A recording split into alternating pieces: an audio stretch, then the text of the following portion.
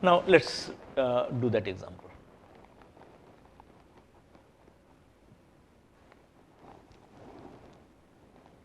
Here, you know the Newton's theory makes a prediction regarding the how far will a cannonball go for different angles of the cannon. Okay? And if it is a projectile thrown with a velocity v at an angle theta, then the distance to which it will go by Newton's theory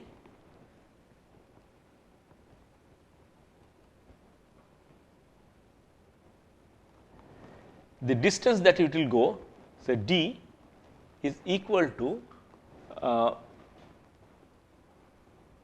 v square by g divided by into sin 2 theta. And you are trying to test whether this theory is correct or not. What will you do? You will simply take a gun and you will place it at different angles, say 10 degrees, 20 degrees, 30 degrees, 40 degrees, and so on and so forth. For each one, you will fire it, and depending on the character of the gun, it will fire at a particular speed. Suppose that the speed is v is 30 meters per second. That is constant because you are taking a single gun to do that. In that case, what will the contingency table look like? The contingency table will look like this. Sorry.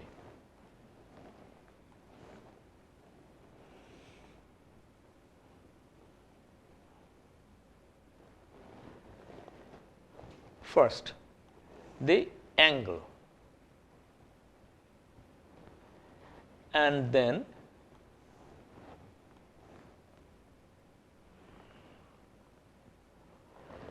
there are three things we have to record. One is the observed one and what is expected. So, first let me expect it. This is angle is in degrees, and this is in meters, and then there would be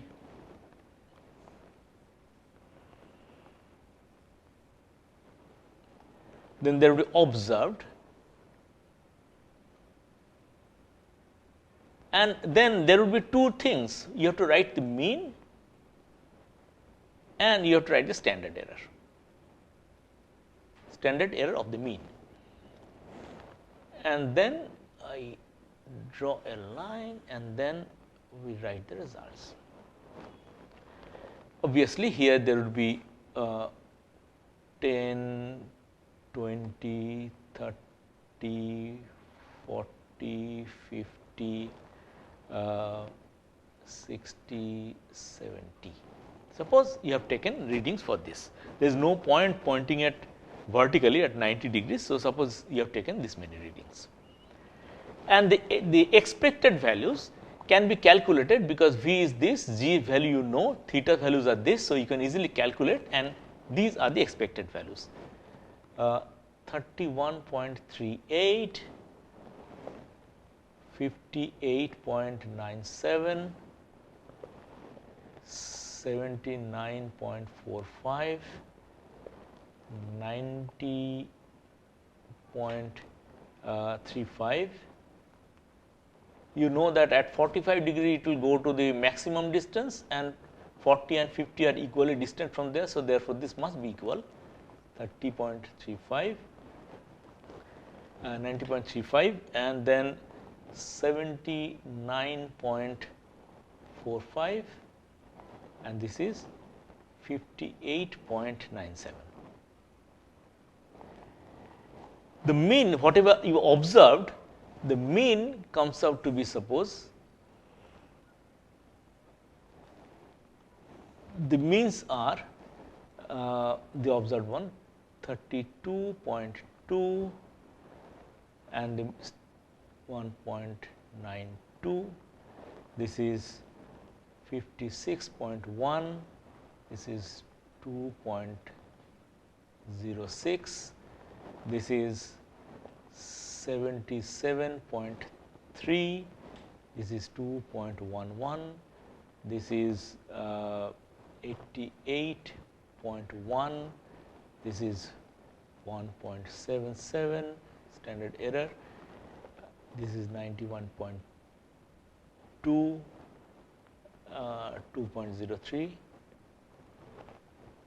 this is 75.9, this is 2.84, this is 60.1, this is 1.65.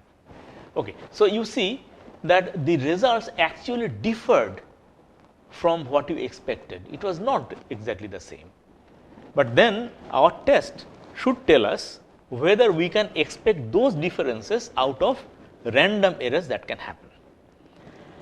So, we now write down the result based on this contingency table, and here we will have to write chi-square. Chi-square would be the observed minus the expected divided by the expected.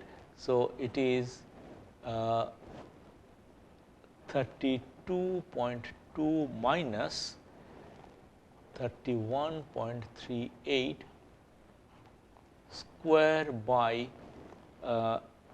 this is 1.92 square plus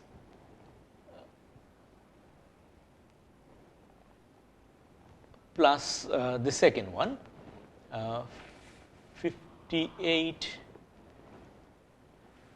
56.1 6.1 minus 58.97 divided by 2.06. You can put the whole one square because the numerator as well as denominator have squares, and I will not write all of them. You can easily fill up the rest, and if you do that, you will find that there will be 7 of these kind of terms. It is easy to write all of them, and then if you do that, you get 6.98 as a total value. Now, we have to consult the chi-square table and find out okay, what is the degree of freedom in this case. Now, notice that there are 7 of the rows, but then if you measure 6 of them, you can say nothing about the 7th one, and therefore, all 7 are the degree of freedom. So, degree of freedom is actually 7 in this case, which was not happening for the category cases, but in this case where you are measuring something, that number, then all of them are have degrees of freedom. So, for 7 degrees of freedom, if you now consult the chi-square distribution table, then you would notice that we have to look at the degrees of freedom 7, and we have to look at, since we are trying to obtain some conclusion with 95% confidence, which is 0.05 significance level. So, we go to this 0.05 significance level and we come down, and the intersection between this and that happens at 14.067. 14.067. So, on that basis we have to take our decision. Then the chi-square value required to reject the null hypothesis. By the way, I did not write the null and the alternative hypothesis. Let me tell, see, the null hypothesis is always an equality hypothesis. Now, here the theory predicts something, and therefore, the null hypothesis say the theory is true, and the alternative hypothesis will say the theory is false, because we have to always talk about a equality criterion, and this gives equality criterion. So, the null hypothesis will be that the theory is true, that means it is actually given by this. The distance is actually given by this. So, the chi-square value required to reject the null hypothesis with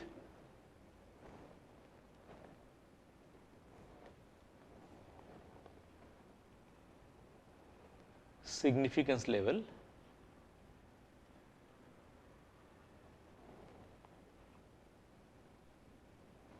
0.05, that is confidence level 95%.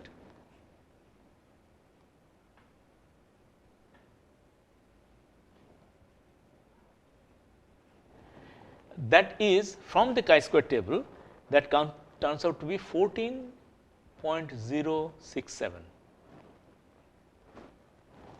and this is far smaller than that. So, we will conclude that even though the values that we actually obtained appear to be different, but these differences due to random errors, they satisfy the behavior of random fluctuations, and so we conclude that the null hypothesis cannot be rejected, and so we root ourselves for the null hypothesis, which says that the Newton's theory which predicts this value of the distance traversed is correct. Now, in order to understand this method a little more elaborately, let us take another example. You know that the black body radiation, if there is a black body, it is at a certain temperature and it radiates energy, and energy is not radiated in a single wavelength, it is distributed over a large number of wavelengths.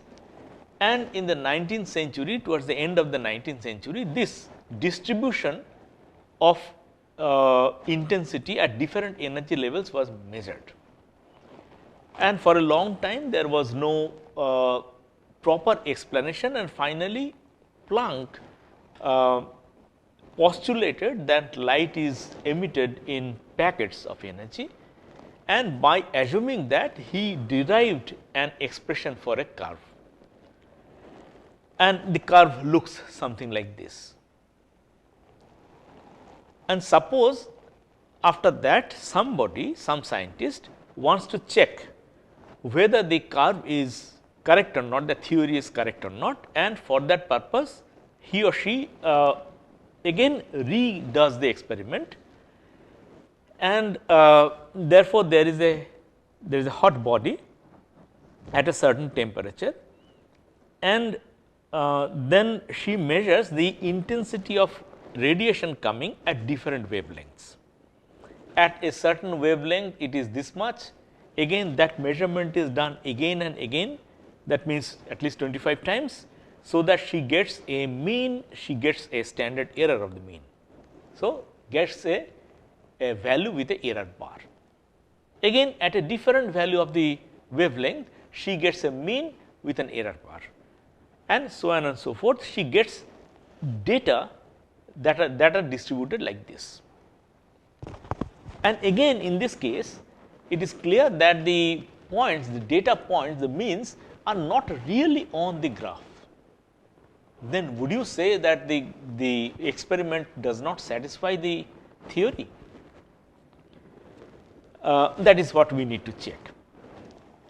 And suppose the data that are expected from the theory for these wavelengths in micrometers. So, these are the wavelengths. At these wavelengths, what are expected are as follows. This is 2.13, this is 11.89, there is a steep rise this side and relatively slower fall the other side. So, 10.82, 7.23, 4.28, 2.96, 1.95, 1.46, 1.00 and 0.60. So, at the on the graph at different values, for example, at this value. So, this is the value that is expected from the graph, but this is the value that was obtained. So, this value is what I have plotted here, I have tabulated here. The observed means are the means that are actually experimentally obtained, and these are 4.02, almost twice. This is 11 point, sorry,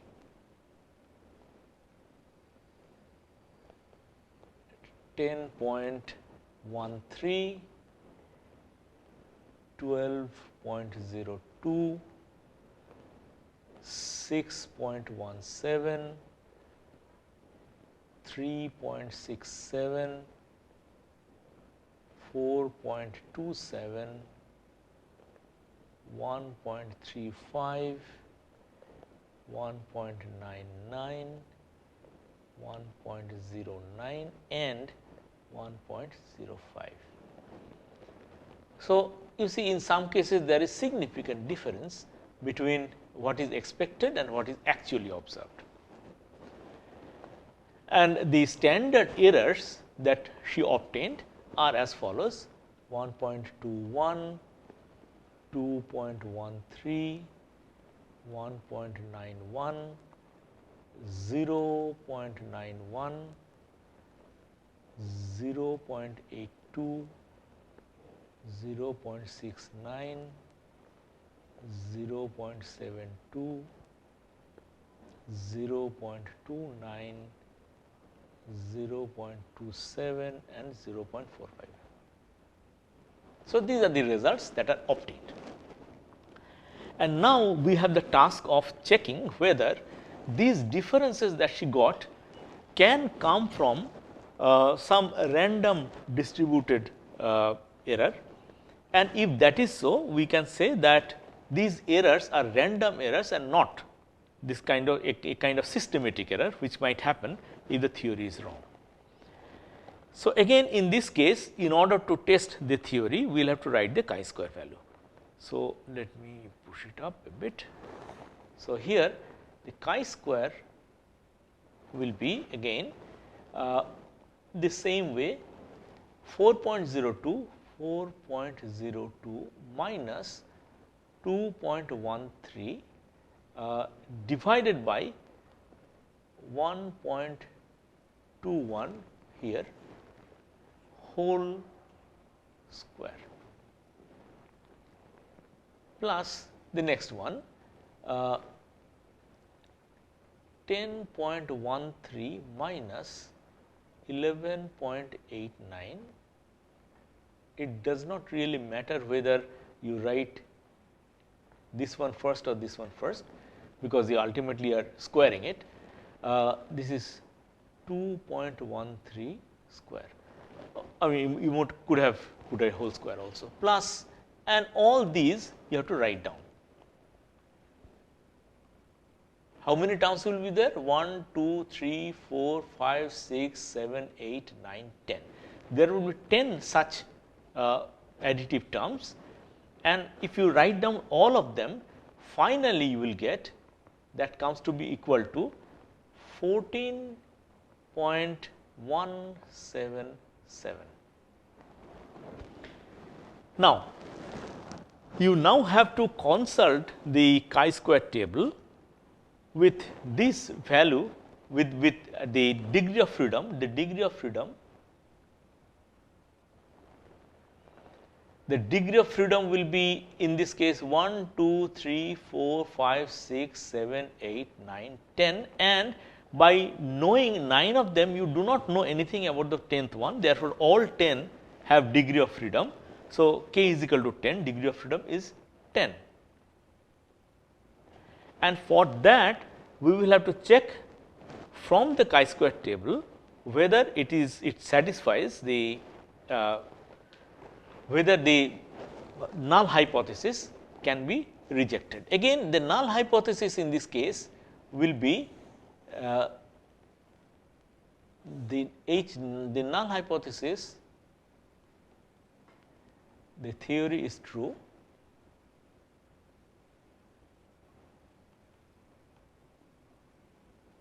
and the alternative hypothesis is the theory is false.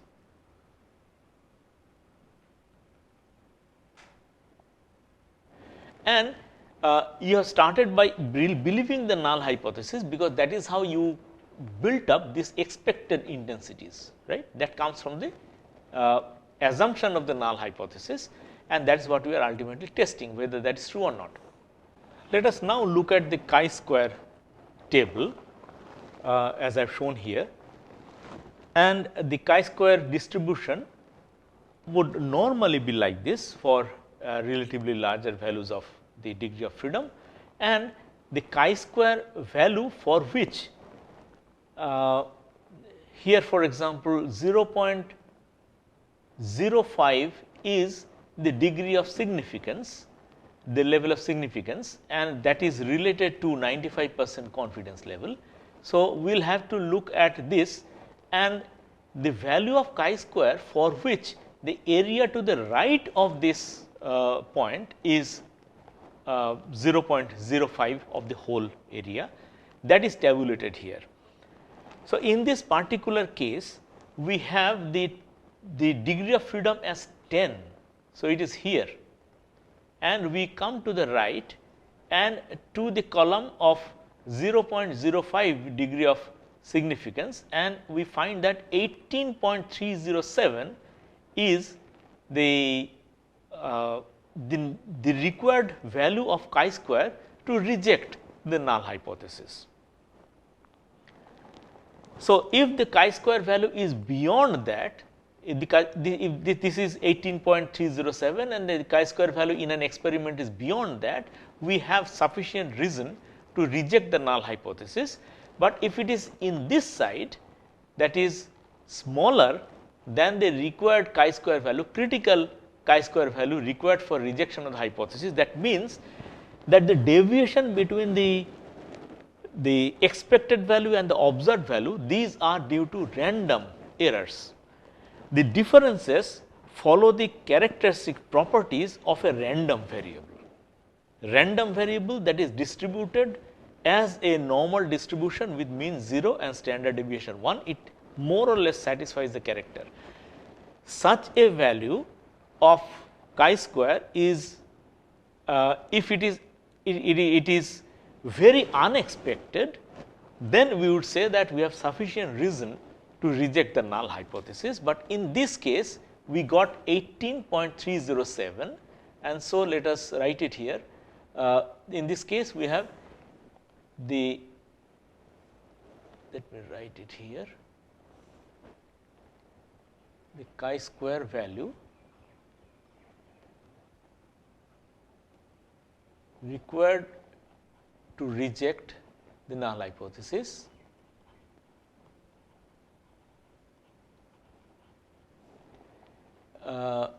with 95% confidence is 18.307. But the value that we actually got is 17.177, which is smaller than that. So, we cannot reject the null hypothesis, and we have to say that the theory is sort of the data could not negate, falsify the theory that has been developed. So, that is what we have to claim at the end of the day. Okay. So, this is how we do the chi-square test for hypothesis testing. It requires a bit of practice in order to understand and apply it in real life situations. So, I would request all the students to solve problems and even to imagine problems and imaginary data and check whether on the basis of that data the hypothesis can be rejected or not. I will end here at this stage.